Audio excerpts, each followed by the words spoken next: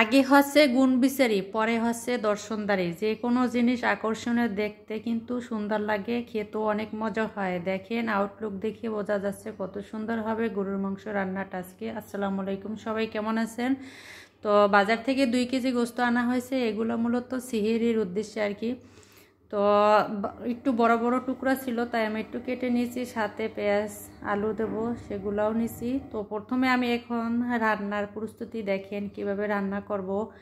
তো এখানে হচ্ছে আমি মরিচ দিয়ে দিছি, রসুন আর হচ্ছে মশলা দিয়ে দিছি সবগুলা একসাথে, একটু জিরাও দিয়ে দিছি। তারপরে দিয়ে দিছি হচ্ছে অনেকগুলো পেঁয়াজ। তো এখানে আমি বেশি পরিমাণে পেঁয়াজ দিচ্ছি, যেহেতু 2 কেজি মাংস, তো একটু মশলাও বেশি লাগবে। আর বিশেষ করে মাংসটা আমি সবগুলো একসাথে রান্না করছি, কেন জানেন? যেহেতু রমজান আসছে না, তাই তো আমার একটু কোরআন তেলাওয়াত করতে লাগবে, তারপরে হচ্ছে অন্য অন্য কাজ করতে একটু সময় লাগবে, এই কারণে হচ্ছে আমি একসাথেই রান্না করব। তো প্রথমে আমি হচ্ছে হাড্ডি 2টা দেখেন বড় বড় কিন্তু দিছি, এগুলো দিয়ে দিছি, তারপরে মাংস দিয়ে দিছি। তো আমি সবগুলা মাংস একসাথে রান্না করার মূল কারণ হয়েছে এগুলো বক্সে করে রেখে দিব, তারপরে যখন একটু মন চাবে নামাই কিন্তু খাওয়া যাবে। আর যদি তাজা রেখে দিই আবার নামাইয়া ছুটাও, তারপরে হচ্ছে রান্না করো, এই অনেকটা প্যারা থাকবে, যার কারণে হচ্ছে মূলত আমার একসাথেই রান্না করা। বুঝিনি তো যে আসলে রমজানে একটু কাজকর্ম বেশি থাকে, তারপরে একটু ক্লান্তি লাগে, যার কারণে একসাথেই করে নিছি। এরপরে দেখেন আমি এখানে আদা দিয়েছি 2 চামচ, রসুন দিয়েছি 2 চামচ, যেহেতু মাংস একটু বেশি তাই মশলাও একটু বেশি দিতে হবে। তারপরে হলুদের গুঁড়া দিছি 2 চামচ, মরিচের গুঁড়াও দেব 2 চামচ, তারপরে ধনিয়া দিছি, তারপরে দিছি হচ্ছে গুঁড়া মশলা। তো গুঁড়া মশলাটা হচ্ছে সব ধরনের মশলা এখানে অ্যাড করা আছে, আর এগুলোই আমি দিয়ে দেই যে কোনো আমি মাংস রান্না করার সময়। অনেক সুস্বাদু এবং খেতেও কিন্তু খুব মজা হয়, আর অনেকটা সুগন্ধ ঘ্রাণ বের হয় এই মাংস রান্না করলে। তো এগুলো আমার মশলাটা হাতেরই তৈরি করা। এ পর্যায়ে দিয়ে দিচ্ছি লবণ। তো এরপরে আমি হচ্ছে সুন্দর করে ভালো করে মেখে রান্না করব।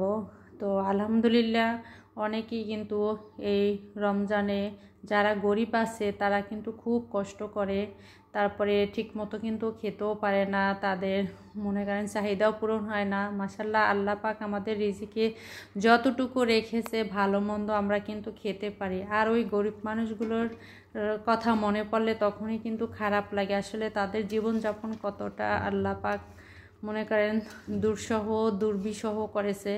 তো সেদিক থেকে আল্লাহ পাকের কাছে আমরা লাখ লাখ কোটি কোটি শুকরিয়া আদায় করি যে আল্লাহ পাক আমাদের মোটামুটি ভালো রাখেছেন, আলহামদুলিল্লাহ। তো এরপর যারা উপরে অবস্থানে আছেন তাদের দিকে তাকালে মনে হয় আল্লাহ পাক তাদেরকে অনেক অনেক ভালো রেখেছে, আর আমরা মনে হয় একটু ছোট আছি। আসলে না, সব মিলেই আমরা সর্বোপরি আল্লাহর কাছে শুকরিয়া আদায় করব। আল্লাহর পরিকল্পনা হয়েছে বড় পরিকল্পনা, আল্লাহর উপরে তো আর কোনো হাত নাই, তাই সবসময় আমাদের খুশি রাজি থাকতে হবে আল্লাহর প্রতি। আল্লাহ যেটা ভালো করে সেটাই মেনে নিতে হবে। তো আমি হচ্ছে 2টা আলু দিয়ে দিছি, আর গরম পানি করা ছিল, মাংস কষানো হয়ে গেছে, তারপরে হচ্ছে আমি গরম পানি দিয়ে দিচ্ছি। তো আসলে এই পর্যায়ে কিন্তু ঠান্ডা পানি দেওয়া যাবে না, গরম পানি দিলে মাংস খেতে ভালো হয়, কালারও ভালো আসে আর কি। তো এটাই মূলত করতে হয়। তো আমি এভাবেই মাংস প্রায় সময় রান্না করি, আবার অনেক সময় রাইস কুকারে দিয়েও রান্না করি। তো আসলে সেটা আমার মনের উপরে নির্ভর করে বা আমার সময়ের উপর নির্ভর করে যে আমি কী রকমের করে রান্না করব। তাই আজকে কিন্তু খুব মজা করেই রান্না করেছি, আর খেতেও অনেক সুস্বাদু এবং মজা হয়েছিল গরুর মাংসটা। আসলে গরুর মাংস কিন্তু সবাই পছন্দ করে, খুবই লোভনীয় এবং মুখরোচক কিন্তু খাবার, একটু ঝালঝালও হয়েছিল এই মাংসটা আমার আজকের। তো খাওয়ার পরে আর কি আমার স্বামী বলছিল যে মাংস অনেক ঝাল। এই তো দেখেন আলহামদুলিল্লাহ শেষ পর্যায়ে। ভালো থাকবেন সবাই, আল্লাহ হাফেজ।